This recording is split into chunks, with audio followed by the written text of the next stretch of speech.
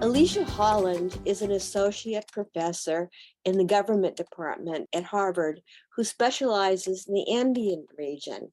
Alisha, welcome to Faculty Voices. Thanks so much, June. It's wonderful to be here. Well, we have a lot to talk about today. Gustavo Petro will be inaugurated this August 7th as Colombia's first left-leaning president.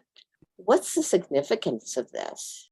Well, it's huge for the country. There have been so many election cycles where Petro was a candidate himself, or the sense was that the left really had no chances in Colombia due to the civil war and the sort of stigma against the left in Colombia. And so to have a politician come to power who himself was a former guerrilla, part of M19, and, really running on a left-wing platform, also with a Black Afro-descendant vice president is a huge transformation for our country that's been governed by the center-right or right for democratic history. So what made the difference here? How did he get elected? On the one hand, to his credit, he's had years of work in politics. I mean, people will say Petro is a populist, but he is not an outsider to the political system. He has been working on his platform for many years. He's also in many ways learned, I think, in this election, we saw to negotiate a set of alliances with more established politicians that proved very important in mobilizing turnout in the second round of the election. And then also a lot of people would say that his vice president, Francia Marquez, who really also turned out voters, both young voters who had previously been very disengaged in a country that doesn't have compulsory voting, and also Indigenous, Black, marginalized groups who really identified with Marquez's personal story and charisma. So I think both Petro's own transformation and ability to negotiate alliances and work in the political system, and then his alliance with Francia Marquez turned out to be really critical in the second round of the elections. So what is her symbolic role in this government? She, in terms of position, will be running a new Ministry of Equality. And on the campaign, really emphasized a rhetoric around dignity, or this phrase that she had, vivir sabroso, which people mocked as being, to live fully and sort of, she wants to get to the presidential palace. But she very much defended as about being a call that every Colombian should have a dignified life. And this new ministry is really going to be in charge of creating conditions of greater equality. She is a single mother as well, and it's meant to also be supporting single mothers and giving them a vital minimum to live on. And so I think that she is really emphasizing the rights and position, the dignified lives of many Colombians who feel like they've never had a voice in government and are often neglected by the political system. And what about her role as an environmental activist? Well, here's where I think, and we'll probably dig into this, there are more questions about the compromises that Petro has had to make to win power and also to build a governing coalition. So just today, for instance, there was the announcement of the new Ministry of Transportation. Guillermo Reyes, who was also a controversial figure because he was the lawyer for Ashanti gold mines in South Africa, which was precisely the mining company that Francia had protested in her home municipality in Cauca. So there are questions about, is this going to be a government that continues to defend environmental rights, that maintains all of its promises to sort of stop extractive projects in the country? Or are the necessities of politics going to force a certain moderation and the presence of figures that might also dilute some of the hopes of the environmental movement? Could you parse his cabinet for us for a minute? Sure. So there's lots to talk about here. Perhaps let's start on the economic side where some of his early appointments came. So many people were worried, a leftist president, is there going to be a huge outflow of investors and economic fears about, is he going to expropriate things? And early on, Petro signaled that he was going to have mainstream conventional macroeconomic policies. So he named Jose Antonio Ocampo as his finance minister. He was a previous finance minister, played key roles at Colombia's central bank, and I think, has a social orientation, but is kind of well within the Colombian establishment. On the one hand, this was seen as him reassuring markets, but also, still maintaining some of his leftist credentials. That was an early appointment. And then probably the other really significant appointment, which has been much more controversial, was the naming of Ivan Velasquez as the Minister of Defense. Many herald Velasquez as this principled and accomplished jurist. He played a pivotal role in uncovering the Parapolitica scandal in Colombia. And then he served as the UN Commissioner for the International Commission Against Impunity in Guatemala. And on the one hand, it was surprised to see him as defense minister. I think many people anticipated him perhaps in the justice ministry, but putting him in the defense ministry was really this direct confrontation with the armed forces. On the other hand, many people were very excited about the appointment. It shows Petro is serious about tackling corruption within the armed forces, which is a very sensitive topic. On the other hand, there are all of these questions about, will he be able to reduce rural violence or urban violence, or how is this going to interact with his ability to actually maintain security in the country? So that was a really interesting appointment. And so what I would say is, his appointments more generally, some of them have been expected, like Carolina Corcho in the health ministry. Others have shown him really broadening his alliance structure. So, for example, a former presidential candidate, Alejandro Gaviria, was tapped as Minister of Education.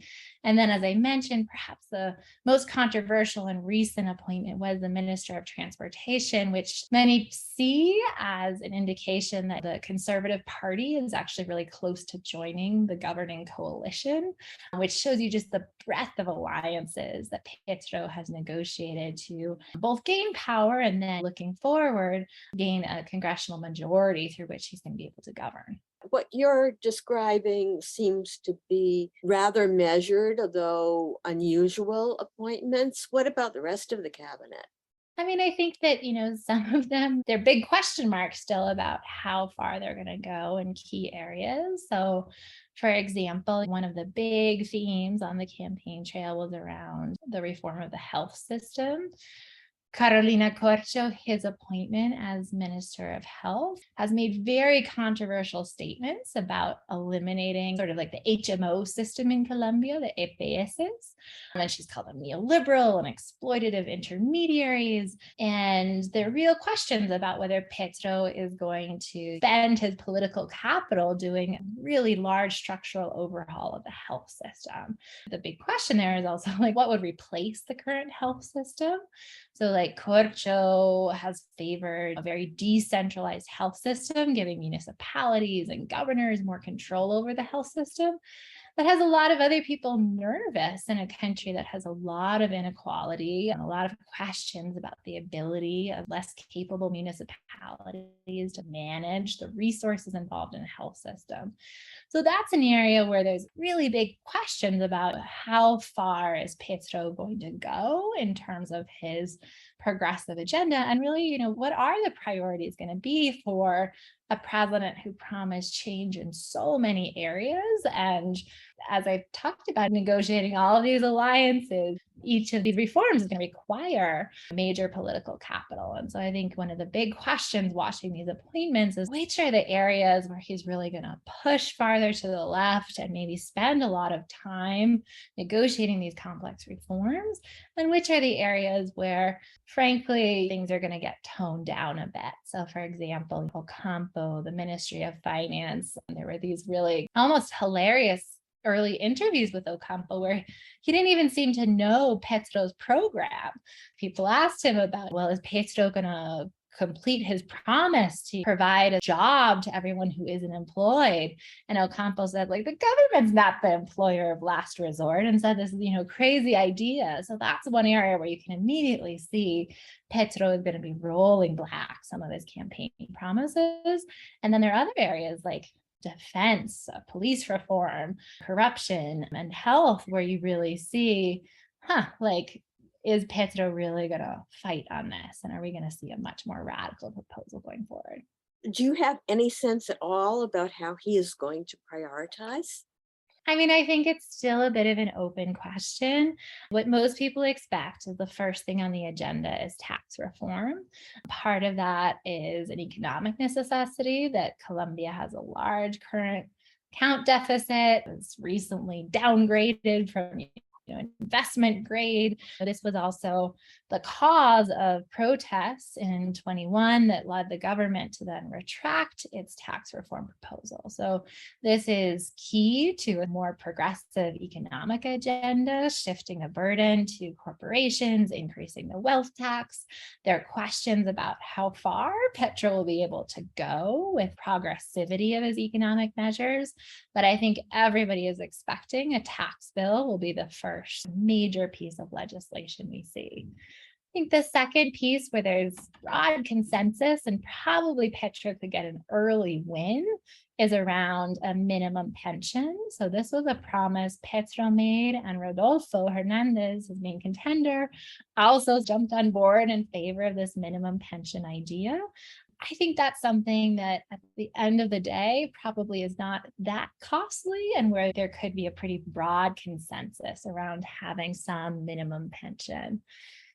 There are other areas where I think it's more questionable where they fit on the priority list. So I would put health, police reform in those buckets, drug reform, where there's still question marks of how quickly is Petro going to move and where do they fit on the priority list. But I think everybody is thinking taxes and pensions could be an area where they're both critical to his platform, and at the same point, especially on pensions, could gain him a little bit of political capital. Those are a lot of challenges. One of the things that perhaps has settled down a little bit, but the theme of fear seems to be prevalent with this new government in two senses. One is the fear because of Colombia's history that he actually might be killed. And the second is the fear on the part of the rich that this might become a new Venezuela. Could you comment on that? Sure. So let me start with the second. So I think in terms of the new Venezuela rhetoric, that has at least, I think, faded somewhat with some of these appointments. So I think Ocampo, well, farther to the left than some people in the Colombian establishment might like, I think is seen as a sort of centrist figure. The new director of the tax agency, maybe again, is farther to the left, pushing a kind of more radical wealth tax than many Colombians are potentially comfortable with. But the reality is that Congress needs to approve a tax bill. And I think that when you see the extent to which Petro is negotiating these alliances, he's probably going to hit some sort of compromise that is not going to threaten Colombian elites as much as those on the left would hope. On the other hand, probably reassuring some investors. In the economic fear category, it's not that people aren't wondering what the rate of the wealth tax is going to be, but I do think some of that rhetoric has faded with these appointments. And we'll see again once the tax bill comes out, and I would expect it early in Petro's term in office, but we'll know more. And in terms of the security fears, I think that they're still real. And obviously this confrontation with the armed forces and this appointment of Ivan Velasquez opens this question of what credibility he's going to have with the state forces, and then what sort of risks he might run if he really tries to take on some of these structural reforms to get at these intersections between political and economic power in the country. On the other hand, what's interesting is, you often hear right-wing politicians also trying to appropriate a lot of this language of fear for their own lives. Some of the right-wing senators have said, I'm being attacked and at physical risk. I think in a lot of ways, it's maybe diluted a little bit of that sense that this is really about a credible security threat. It's still real. Colombia is still a country with many important armed groups and centers of power that are going to be confronted by the Petro government. But again, I'd say some of that immediate threat against Petro's life has softened somewhat. How do you see him as working with left-leaning governments in the region?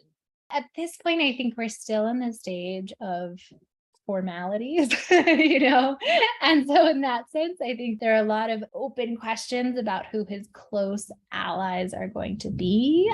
We're still trying to parse what exactly his negotiations with Venezuela look like, which is a very important relationship for Colombia in terms of the management of the migration crisis and the border regions. And you've seen congratulations coming in from Cuba to the more radical left-leaning leaders in the region. But at the same point, those attending his inauguration will include many of the major, more mainstream presidents. So I'd say that question is still somewhat open in terms of who his close allies really prove to be in the region. But what I would say is watching those alliance structures he's negotiated, it's clear that he's not going to be trying to rule by decree like some of the less democratic left-wing leaders in the region. He is building what is a very conventional Colombian grand coalition, which already is positioning him closer to left-wing leaders in countries like Chile than potentially more autocratic counterparts in Venezuela or Nicaragua. You've mentioned some really big issues like drugs. Could you talk about his stance on drugs? On the one hand, Colombia is at the center of drug policy for the Americas. And there have been back and forth on questions such as aerial fumigation. It stopped briefly during the Santos government. But by and large, Colombia has long been a good actor and ally to the US in trying to fight the war on drugs by managing the supply. Petro has said many times that there needs to be a structural rethinking of drug policy. And in this, he's joined by many leaders in the region, even more center-right leaders like Brazil's former president, Cardoso. What would this look like and what's possible in Colombia? So one part of it is probably going to be going back to prohibiting aerial fumigation and not participating in those efforts that are seen as both damaging to the livelihoods of rural Colombians and also having important health consequences. Second piece is part of Petro's broader attempt to diversify Colombia's economy. So I think you're going to see more support for crop substitution programs, land redistribution, trying to rethink what is the model through which peasants, rural Colombians can make a dignified living that doesn't depend on drugs. And then the third pillar in that is really trying to think about legalization and regulation policies. So Petro at various times has talked about Bolivia and parts of Peru that have legalized coca for certain purposes, and also thinking about broader regulations around coca-derived products. How far, again, in this grand alliance structure, Petro could go, particularly on the legalization side, I think remains to be seen. I think the earlier issues like stopping aerial fumigation, greater support for crop diversification are easier, but they could be part of a much more ambitious attempt to really say Colombia has been fighting a war on behalf of US and Europe that continue to consume cocaine in large quantities. And it's not actually helping Colombia or helping Colombia's rural economy. And so in that, I think it's possible to imagine a really different set of policies to regulate and legalize parts of the coca-derived market. Do you see this issue as possibly affecting relations with the United States? Obviously, the war on drugs is central to the aims of the United States. I think, again, it depends how far Colombia ends up going down this path. Something like stopping aerial fumigation, that was a sore point even under Santos. I think at this point, the US probably is expecting it under Petro. I think the question of what legalization ends up looking like in Colombia will, I think, have a huge impact on how the US receives it. I mean, legalizing coca tea is one thing versus trying to regulate a cocaine market internally. This is something Latin American leaders have been talking about in terms of really saying that the war on drugs is creating lots of violence and that Latin American countries have been doing this dirty work for the United States and Europe for a long time. And I think it's ripe to see a shift in this arena, but the question is, really, how far does one go towards legalization and what sort of regulatory policies Petro would try to put in place? You mentioned before the big issue of oil, of renewable energy, of environmental policy. How do you see that playing out in Petro's administration? Sure. So this is an area where Petro and his vice president, Francia Marquez, made important campaign commitments. So Petro said that he was going to stop new exploration projects. And this is one area where I think investors were very nervous. And obviously, in selecting Francia Marquez, who has these important environmental credentials, the sense was also that communities were going to have a much larger say in new projects, potentially even strengthening mechanisms like prior consultation that give Indigenous and Black communities the right to participate in decisions about extractive projects. And in this area, I would say there are questions about how far Petro's administration is going to go in maintaining his campaign promises.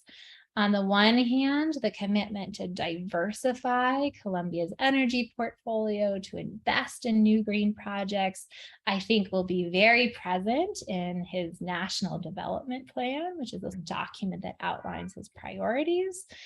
On the other hand, he's also going to hit some important roadblocks as he thinks about this promise to stop new exploration and break Colombia's dependence on oil and fossil fuels.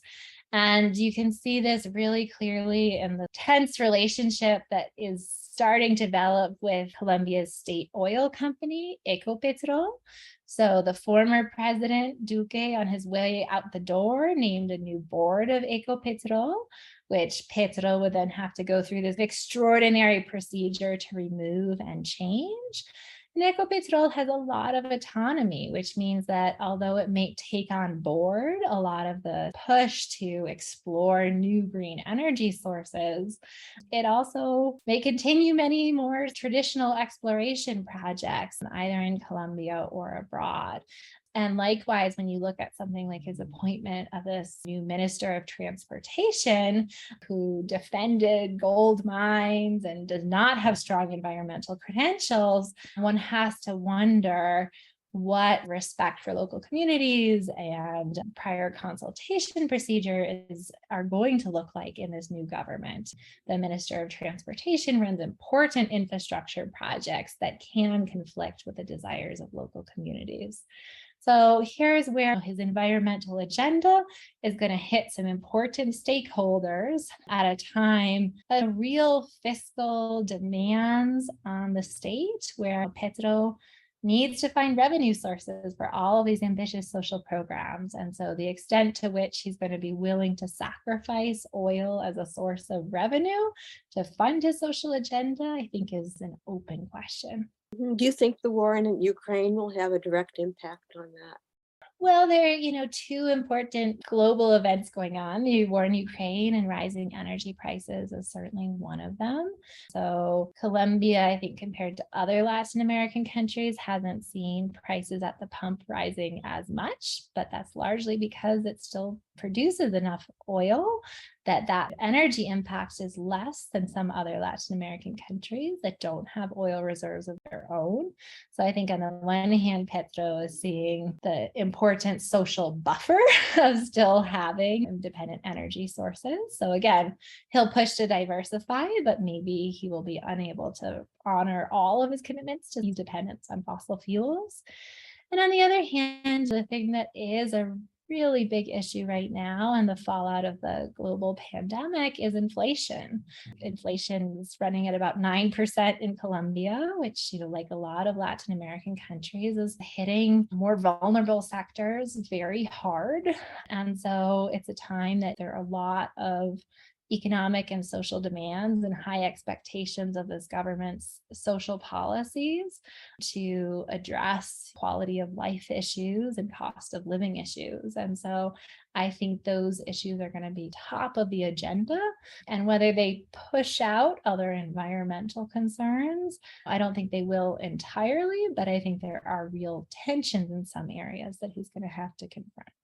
You mentioned before the appointment of the Minister of Defense. Colombia is a country that on paper is at peace, and yet many social activists, many hundreds, have been killed in the last year. Is Petro going to be able to do something about that? What is the situation in regards to war and peace? Colombia did negotiate a really important peace agreement with the FARC. The sense was that the Duque government did not fulfill many of those commitments in the peace deal, especially around issues like rural land reform, and also the transformation of the Colombian countryside, where many of the killings of social activists have occurred, really has been incomplete. There's a huge scandal going on around the sort of corruption and stealing of funds destined for projects in war-torn areas. And I think it's just part of this broader sense that those commitments to rural areas haven't been honored, both on the security front and then also on the economic front. And so Petro has a lot to do there.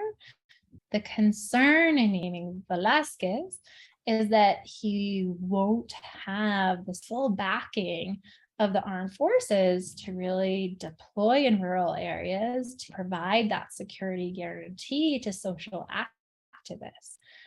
On the other hand, those who are optimistic about this appointment really do see it as maybe a turning point for a new security model, where the sense was, Duque's government's basic approach was to take military actions against some of the top commanders of illicit groups. And it really hasn't worked at all. It hasn't provided that security to especially human rights defenders and social activists. And so when you think about Petro's broader approach, there's something potentially really transformative, which is to say, maybe he does some amount of drug policy reform that can deny criminal groups some of the rents coming from illicit crops. Second, with Velázquez's appointment, you have a commitment to root out corruption in the armed forces, which could break some of the linkages between criminal groups and the state, which allows some of these killings of activists to occur. And then the third plank, which we don't know what's going to happen with, is police reform, where there have been some pretty important proposals to move Colombia's national police force, which is currently in the Ministry of Defense, into a civilian ministry, and to really say that there's a need to rethink relationships between communities and the police. So there's this huge agenda around security, but it can easily go awry. And there's a real question about an appointment like Velázquez of, will he have this political capital to undertake reforms of the armed forces and the police and drug policy in a way that actually could make the Colombian countryside at peace? Well, talking about the Colombian countryside, I was really surprised to read that Colombia imports about 30% of the food it consumes, including cereals, corn, rice, beans, potatoes. Could you talk a little bit about Petro's position on agrarian reform? Colombia has some of the highest rates of land inequality in Latin America. And this is a extreme statistic because Latin America has some of the highest rates of land inequality in the world. And the criticism has long been, and this is, also at the root of Colombia's armed conflict, that land holdings are concentrated among a very small class of elites. And the land is not used in the most productive way. There's lots of land that's held for purely speculative purposes or not fully cultivated. Internationally, Colombia has an entire region, Los Llanos, which is one of the few underdeveloped agricultural producer areas in the region on the border with Venezuela. And so the sense, and what Petro has always said, is that Colombia needs to democratize land ownership, and that if more people held land and were cultivating it to its fullest, Colombia could transform into a much more important agricultural producer, serving both the domestic market and internationally. And the other piece of that, which you're highlighting, is that Petro's big rhetoric has also been around the diversification of the economy. And so Colombia, as you know, is an agriculture exporter of some very important crops, coffee, flowers, many fruits. But as you say, that often crowds out other crops and other potential exports and also things to serve the domestic market. Now, land reform is a very touchy subject that has failed numerous times in Colombia's history. And so there's both a question of whether Petro has the political will to undertake this type of redistribution of land, especially when you see the liberal and the conservative parties potentially joining his government, and also whether it has the administrative capacities. Many of the promises of the peace deal have been on hold, not just because of the resistance of the Duque government, but because rural land titles are a mess, and it is very hard to figure out what land has been surrendered to who, how it could be retitled and repurposed for productive uses, who is actually on the land versus what exists on paper are two totally different things. And so bringing the full capacity of the state to bear on reorganizing rural land ownership is a big task, but one that Petro has always spoken about the need to undertake. As you've mentioned several times, Petro is trying to bring together a coalition of politicians to make sure he can get through his economic tax and land reforms. What are the primary obstacles? The wealthy are a major force. So, as we've talked about tax reform, a major obstacle is going to be really shifting the tax burden onto the wealthy. Petro has talked about a wealth tax. He has talked about raising corporate tax rates. And, the argument is similar to many other countries where you will hear strong pushback and, this is going to kill entrepreneurship. And, the people who do the most for the country are going to move their money abroad to Miami and not invent things anymore in Colombia. And so that's probably going to put a limit on what these rates are. And those forces have congressional representation. So if you think about the Liberal and the Conservative Party, those are Colombia's historic parties, now that they're the only parties that represent wealthy Colombians. But if he needs votes in Congress for a very progressive tax bill, he will need those parties to go along. So that's going to be a major obstacle and limit. Petro, like Biden and many other administrations, has also said part of the effort is going to be to collect existing taxes better using electronic data systems, monitoring financial flows. That's all on the agenda. And given some of those measures don't need to go through Congress, I think they're actually more likely to be successful. So I'd watch what happens in the tax administration side, as well as the tax reform bill that ultimately passes. But those are going to be challenges for sure. Will Petro be able to govern? I think that he's showing that he will be able to govern. The question is, will he be able to govern as a left-wing progressive leader? So I think for a lot of people, the appointments have been very mixed. A good chunk of the cabinet looks like these are positions that were negotiated to maintain alliances that will allow him to govern. And a good portion of the cabinet says this was negotiated with factions of his own coalition that want him to keep important campaign promises. And whether he can actually put together an agenda that can really thread that needle and be progressive enough to satisfy the left, and yet moderate enough to actually make it through Congress and Democratic channels, I think is going to be the challenge. And the risk is that he's going to disappoint both groups, in the sense he's already watering down many of his leftist promises, angering some environmentalists, angering some more economic progressives. And on the other hand, he's also ruffling the feathers of important segments of the establishment, like the military, like the health sector. And so the question is, does that come out as the perfect median point where he can do a left-wing agenda and get it through democratic institutions? Or does that end as a failure that disappoints both sides? We will see. You've been listening to Alisha Holland. She's associate professor in Harvard's government department who specializes in the Andean region. Thank you for participating in Faculty Voices, Alisha. Thank you so much. This was great fun.